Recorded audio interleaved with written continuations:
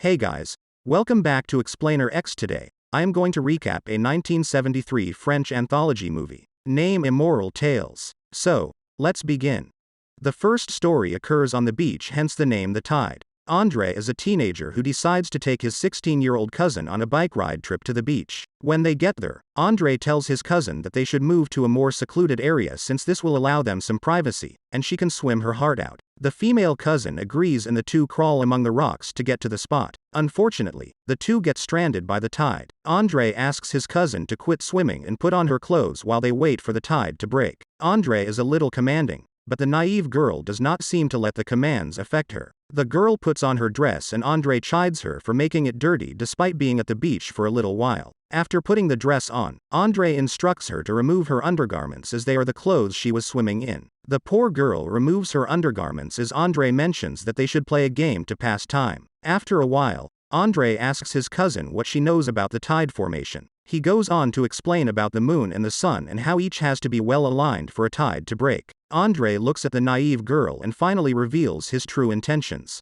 He says that they never came to the beach to have fun. Moving to this rocky part of the ocean had been his plan all along, as he has had a crush on his cousin for a while now. He tells the girl that he is thirsty and craves something. Instead of water, he craves his cousin's mouth as he wants her to satisfy him and make him feel good. He claims that the naive girl is a sheep, and she should lick the salt he is about to feed her. Wait, what? Andre continues to explain that the poor girl should concentrate on the task at hand, so her mouth and brain should focus on pleasing him. That way, she can also attain pleasure from him. While speaking, Andre puts his finger into the girl's mouth. She is hesitant at first, but as Andre continues his ministrations, she opens her mouth and begins suckling on the finger. Andre feels that he has manipulated the girl enough, so to seal the deal, he asks the girl to go down on him and receive his manly gift. The poor girl is already turned on by the games that the two had played earlier, so she agrees. She starts fondling Andre, but he brushes her off, remarking that there is no time to waste. He has a timer ready to perfectly match the tidal wave and his orgasm. He pushes the girl down and has her mouth servicing him. Soon, he gets animated and starts talking about the tide. Soon enough, the boy orgasms and matches it perfectly with the tide and the girl's own pleasure. The seagull's cry helps the two teenagers remember that they are not alone. Or does it serve to be the lulling melody to their aftermath? The second story happens in a church in 1980 and is called Therese Philosophie. A teenage girl living in the countryside has dedicated her life to the service of Christ in the church. One evening, she is walking in the church while contemplating on what she heard in the sermon. The Lord is asking her to be faithful and loyal to Him. The words that the Lord is the master of her mind and soul plague her mind. She speaks out loud that she wants to be happy, and she hears the Lord tell her that He can make her happy. She only has to look, and He is there for him. However, her perverted mind shows her that the Lord can satisfy her in more than one way, and she begins touching the church relics fondly. In her mind, she believes that the Lord is her master, and He will reward her if she behaves right. How frustrating must it be to get sexually awakened in a church? Anyway, feelings overwhelm the poor girl, and she starts touching herself.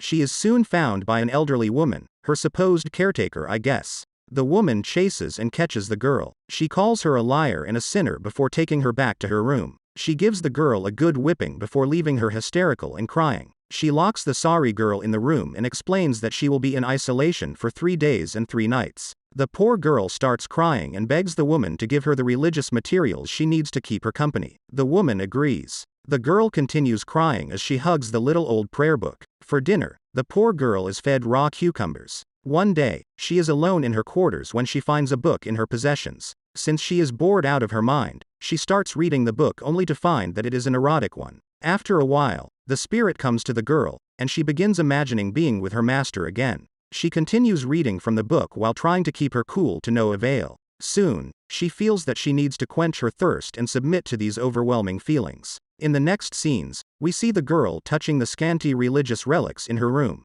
When that is not enough, she kisses the little dolls she has in her room, desperate to feel someone kissing her back. This heightens her mood, and soon, she is lying in bed. She touches herself and remembers that she has some cucumbers. You know where this is headed. In the last scene of this episode, the girl is looking out the window trying to figure out what the next move might be. Far on the horizon, we see a man looking at the young virgin predatorily while figuring out how he will approach her and become her true master. The third story is set in the 1610s and is called Erzsébet Báthory. Erzsébet is the Countess of Hungary. One day, she visits a tiny village in Hungary. The Countess orders all virgin, pure, or humble women to be brought before her. She starts examining them one after another, and by examining, I mean looking at their lady bits. She also looks to see if they are beautiful. Before the Countess' arrival, one woman had left the village. She was having an affair with another man in the stables when the two were caught. She ran into the woods, but she was captured. She is brought before the Countess alongside a little girl. The Countess looks at the women before her and approves. She, her maids, and the women then leave the village. The village women are taken into the Countess' palace. The women marvel at the beauty and splendor of the castle. However, they feel that the Countess could use a little cheering up.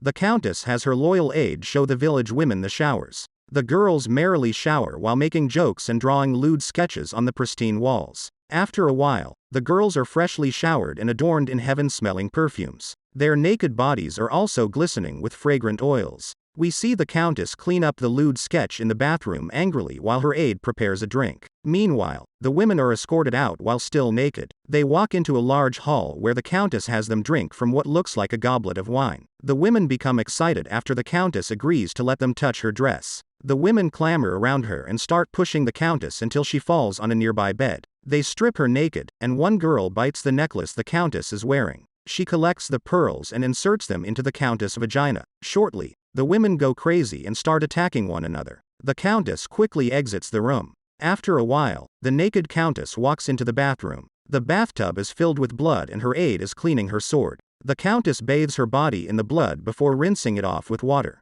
She has a woman come in, and she escorts her into her room and helps her dress. Soon, the two women start caressing each other, and this leads to them having sex. The next morning, the aide stealthily gets up and leaves the Countess asleep. A few minutes later, guards from the palace enter the Countess' bedroom saying that she is under arrest by court orders. It appears that Elizabeth murders young women and bathes in their blood to retain her youthfulness eternally. The final story happens in the church as well, but in the 1400s. A pope is in the church with his son and daughter. He has his son kiss a nut before giving it to his daughter to eat. The pope and his family share a close relationship, and not in the way you are expecting. After the church service is over, the pope leads his children into the pulpit. He shows them some lewd pictures of horses' dicks and asks them what their thoughts about that are. He explains that sometimes, man has to give in to his primal urges, and it is better to do so with someone you love. At this point, his daughter's suitor has joined them. The next scene shows the pope, his daughter, son, and son-in-law engaging in ritualistic group sex.